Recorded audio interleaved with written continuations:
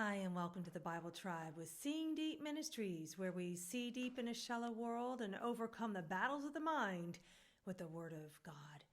It's easy to bend to the culture, right? Everyone else is doing it. But don't bend to the culture. Bow to God instead. We're reading today from 2 Kings 16 through 20, and the verse of the day is 2 Kings 17, verses 8 and 9.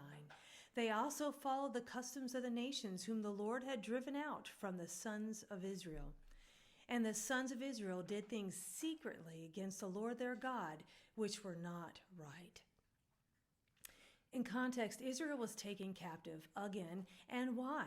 Because they followed the culture around them and secretly did things against God. This gives me pause. The church today has in many ways followed the culture, and we are often blind to our becoming worldly. But the flagrant sin of the Israelites was not a small token cultural bent. It was full-fledged disobedience.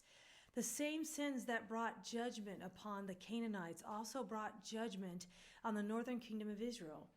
We're talking about abomination level here, okay? Like prostitution and sexual sins, idolatry, false religions. God's people involved in such sins. How does this happen? I would suggest that it happens by degrees. Little by little, we compromise and trade God's values for the world's. The Enduring Commentary has this to say about Israel's rebellion. 200 years and 19 kings after the time of Solomon, the last king over a united Israel, the northern kingdom of Israel fell. It was not because the God of Israel was unable to help them, but because they had so forsaken God and ignored his guidance and correction that he finally stopped actively protecting them and let them rot and degrade according to their desire. As they carried Israel away to Assyria, they followed their typical custom.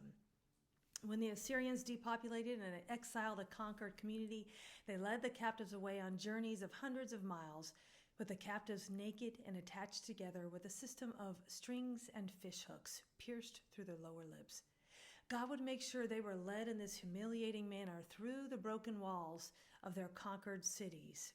And we see this in Amos 4. Friends, conformity to the world system is rebellion against God.